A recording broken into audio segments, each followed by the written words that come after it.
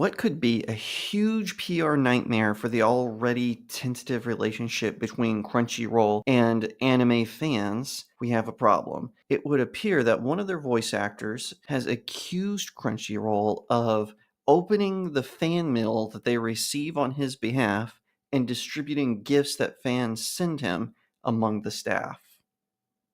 'Cause I've been living life right like I could just die any minute. Going for a ride down the Hi everyone, my name is Jacob Berry. Welcome to the StudioJake vidcast where I talk about all things pop culture. Be sure to like, share, and subscribe, and if you're watching on YouTube, ring the little bell so you get notifications whenever I post a new vidcast, and consider becoming a channel member. If this is true, this will prove to be a huge PR nightmare for Crunchyroll, who already has kind of a dubious relationship with their fans. As far back as when they were known as Funimation, the fans and even anime studios were kind of getting fed up with their antics. Then Funimation bought Crunchyroll from, at the time it was Warner Brothers. They were owned by AT&T, who sold off Crunchyroll to Funimation, and they took that branding. They closed down Funimation and became Crunchyroll, just in an attempt to, kind of quell the riots that were happening, as if it were. However, this could be another issue because people have been complaining about Crunchyroll. I have issues with how they dub certain anime, how they translate certain things where it doesn't quite go hand in hand. Sometimes I have issues with their casting choices for a particular character, but this is way bigger than that. A certain Crunchyroll voice actor who works a great deal with them, a man named David Wald, he has alleged that Crunchyroll has stolen fan mail from him as well as gifts from fans. So if you don't know who David Wald is, he was the voice of Haynes in Attack on Titan, specifically the first two seasons. He was Bulat in the dark fantasy anime Akame ga Kill. He was Tetsu Tetsu in My Hero Academia. He was Baron Tomango on, I hope I'm pronouncing that correctly. He was Baron Tamago on One Piece. And where I know him the most is he was Gajil in Fairy Tail and its sequel, Fairy Tail 100 Year Quest. So this is what he had to say about the whole situation, and I'm reading from Bounding into Comics. Fairy Tail and One Piece English dub VA David Wald tells fans for the last 5 years, Crunchyroll opened my private mail, threw away your letters, and passed out any included items to their staff. In a development which, if true, would mark yet another PR disaster for the anime streaming platform, noted English anime dub voice actor David Wald has alleged that for roughly half a decade, Crunchyroll has been helping themselves to his personal mail. Wald, who readers may recognize as the English language voice of Gajil Red Fox in the Fairy Tail series, both Polly and the villainous Baron Tamago in One Piece and Tetsu Tetsu Tetsu Tetsu in My Hero Academia, put forth his claim on October 25th via a post made to his personal Twitter. Dear friends, the voice actor began, if you sent me anything care of Funimation or Crunchyroll in the last 5 years, I apologize, I didn't get it. I learned yesterday that Crunchyroll opened my private mail, threw away your letters, and passed out any included items to their staff. In a follow-up tweet, Wald would put on a request for help in finding a specific package which contained a number of fan-made merchandise items depicting his Skate the Infinity character, Enusuke Shindu, as sent to him by Twitter user and series fan Alchemique. Dear fellow workers at Crunchyroll, said Wald, below is a photo of the complete contents of one of the packages addressed to me that was opened and distributed to employees. If you ended up in possession of it, I would very much like it returned to me. From there, Wald would be pressed by fellow English anime voice actor Damian Mills, perhaps best known as the current dub voice behind Neon Genesis Evangelion's Kaworu Nagasa.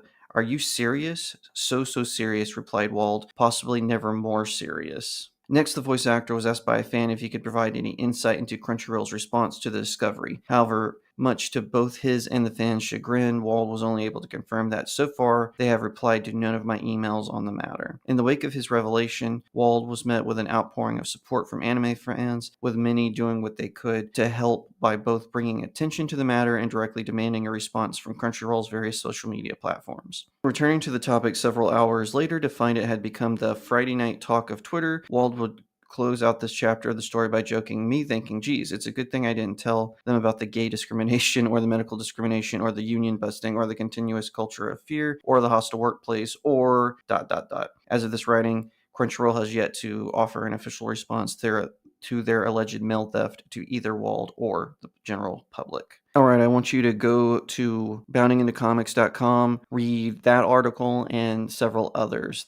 They do really fantastic work covering things in the nerd space that needs to be known. I mean, oh my gosh. This is a crazy story. It's so nuts because last night when I was researching topics for today's vidcast, I was going back and forth. What should I talk about? Should I talk about this? Should I talk about that? Because there's a lot going on in pop culture right now, not just in the anime space, but all over. Whenever I saw this one, I knew that I had to cover it, even if just 20 people end up watching this video, because this is nuts. And this is what I always talk about whenever there's this idea of creating streaming services or whatever, and they have powerful financial backing, because Crunchyroll does. They're a subsidiary of Sony, so they have a lot of money pouring into it. And listen, I don't know about his other allegations regarding the discrimination, because a lot of people make those accusations but then offer no proof. And of course, he's offering no proof for his initial claim that Crunchyroll was stealing his fan merch. And I actually was asked one time, because I was texting someone about it, and they said, how did this even happen? Well, a lot of studios allow you to mail fan mail to their main studio in case the person in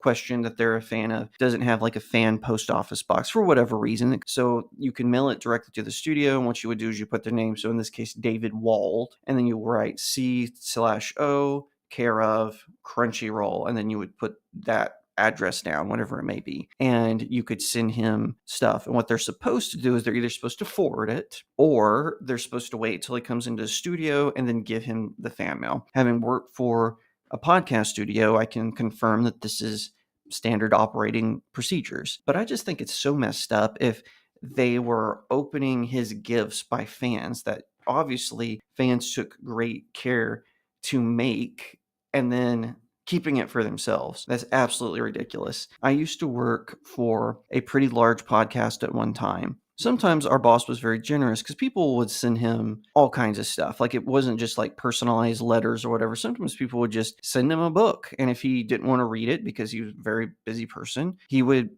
give it to a staff member who was interested in it. And I think that as far as that goes, it's fun, but we never got anything. Like, if one of his fans sent him like a fan art of him or sent him a thank you letter, he always was greatly appreciative of that and was very thankful and would thank the fans who did it. And I think that what is happening there is very messed up. Now, Crunchyroll may come back and they might say, hey, we told him about this stuff. He didn't want it. He thinks you're all creeps, so he told us just to keep the stuff. They may come back and say that. Even if they do, I would tend to agree more and believe David Wald more, because I tend to trust people over corporations in a variety of scenarios, including this one. But their silence so far is a little suspicious to me. They might just be talking to their lawyers and trying to decide what to say. But at least as the recording of this, they haven't responded to that. And that is highly suspect to me, as we say in this industry. Whatever the case may be, I think it was very messed up with them. And I do hope that they